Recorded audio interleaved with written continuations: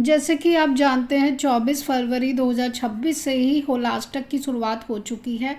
यह होलिका दहन तक बना रहता है, जिसे ज्योतिष शास्त्र में बहुत अशुभ माना गया है। कहते हैं कि इस अवधि में नकारात्मक ऊर्जा का प्रभाव तेज होता है, इसलिए किसी भी शुभ मांगलिक कार्य को करने से बचना चाहिए। इसके अलावा होलाष्टक में अष्टमी तिथि पर चंद्रमा, नवमी सूर्य, दशमी शनि, एकादशी शुक्र, द्वादशी गुरु, त्रयोदशी बुध, चतुर्दशी मंगल और अंतिम तिथि पूर्णिमा पर राहु की उग्र स्थिति मानी जाती है।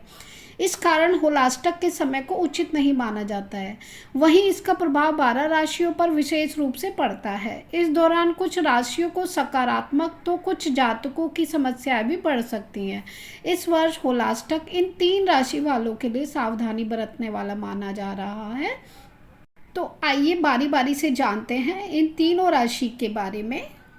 कर्क राशि वालों के लिए यह समय मानसिक तनाव से भरा रह सकता है। आपके कुछ खास काम में रुकावट आ सकती है। रिश्तों में बढ़ता तनाव आपके जीवन में उतार चढ़ाव लेकर आ सकता है। निवेश में धन लाभ ना होने पर व्यवहार आपका प्रभावित होगा।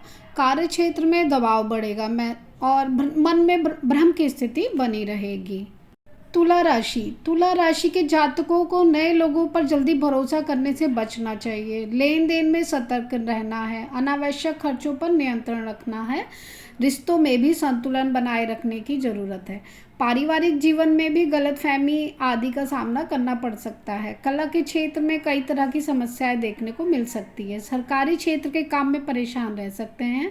नए लोगों से मिलकर कुछ मुश्किलें भी आ सकती हैं। कुंभ राशि वालों के लिए ये समय थोड़ा कष्टकारी रह सकता है। धैर्य रखना ही आपके लिए फायदेमंद रहेगा। वाहन आदि का प्रयोग थोड़ा संभल कर करें। नया काम करने पर समस्याएं झेलनी पड़ सकती हैं। इस समय धन का लेन देन सावधानी से करें। गृह प्रवेश करने का प्लान टाल दें। कार्य क्षेत्र में प्रमोशन के समय कुछ बदलाव हो सकते हैं। आप सभी राशियों को चाहिए कि 9 ग्रहों से संबंधित लकड़ियों का आप संग्रह करें तथा सर्वग्रह शांति के लिए होलिका की अग्नि में समर्पित करें। आजकल आपको नवग्रह से संबंधित लकड़ियां आसानी से बाजार में उपलब्ध हो जाएंगी। अपने घर से नकारात्मक ऊर्जाओं को शुद्ध करने के लिए होलिका अग्नि से कुछ अंगारे लेकर आप अपने घर पे आइए। इसके बाद सरसों के तेल से तांबे का दिया जलाना है, जिससे नकारात्मक शक्तियाँ दूर हो जाएंगी।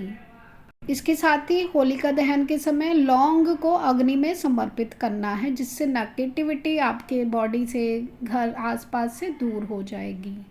इसके बाद होली जलने के बाद जो होली की राख हो उसे लाकर उसमें नमक और राई मिला के अपने घर के किसी गुप्त स्थान पर रखिए। जब कभी भी किसी को नज़र लगे तो उस पोटली में से एक चुटकी होली की राख लीजिए और उस बच्चे के ऊपर से, उस व्यक्ति के ऊपर से 7 बार उतार कर उसे बाहर फेंक दीजिए। उसकी नज़र आसानी से उतर जाएगी। ये होली की राख बहुत चमत्कारी होती है। बांसुरी खरीदें और होली पर पूजा स्थान में रख दें। मान्यता है कि ऐसा करने से घर की नेगेटिविटी दूर होती है, घर में पॉजिटिविटी आएगी, पॉजिटिव ऊर्जा का फ्लो बढ़ जाएगा। साथ ही घर के सदस्यों में सुख शांति का वातावरण बना रहेगा। दूसरा उपाय है शादीशुदा जीवन के लिए उपाय कर सकते हैं आप। वैवाहिक जीवन में लड़ाई झगड़े होना काफ़ी ज़्यादा आम बात है, लेकिन अगर यह झगड़े काफ़ी ज़्यादा बढ़ जाएं तो चिंता का विषय बन जाते हैं। ऐसे में इस समस्या को छुटकारा पाने के लिए होली पर यह उपाय कर सकते हैं। इसके रंगों के त्यौहार पर पति पत्नी राधा कृष्ण की विधि विधान से पूजा करें। रंग मिठाइयों का भोग उनको लगाएं। साथ ही पूजा संपन्न होने के बाद मोर पंख बेडरूम में रख दें। माना जाता है कि इससे दाम्पत्य जीवन में प्रेम बढ़ता है। पूजा में आपको मोर पंख का इस्तेमाल भी करना है। दूसरा है करियर की समस्याएं। अगर आपके जीवन में करियर से जुड़ी समस्याएं चल रही हैं, तो आपके बिजनेस और करियर में काफ़ी ज़्यादा समस्याएं आ रही हैं, तो आप होली पर यह उपाय अपना सकते हैं। इसके लिए आप घर की पूर्व या उत्तर पश्चिम दीवार पर मोर पंख लगाएं। माना जाता है कि इससे करियर में आ रही बाधाएं दूर हो जाती हैं, तरक्की के रास्ते खुलते हैं और धन प्राप्ति के योग बनते हैं। साथ ही आप अपने घर से नकारात्मक ऊर्जा को भगाना चाहते हैं तो होली की अग्नि से कुछ अंगारे लेकर घर में ले आएं। दूसरा, सरसों के तेल से तांबे का दिया जलाना है आपको। नकारात्मक शक्तियां इससे दूर हो जाएंगी। दिए की गर्म रोशनी से न केवल वातावरण शुद्ध होगा बल्कि घर में सुख शांति और सकारात्मकता चारों तरफ आएगी।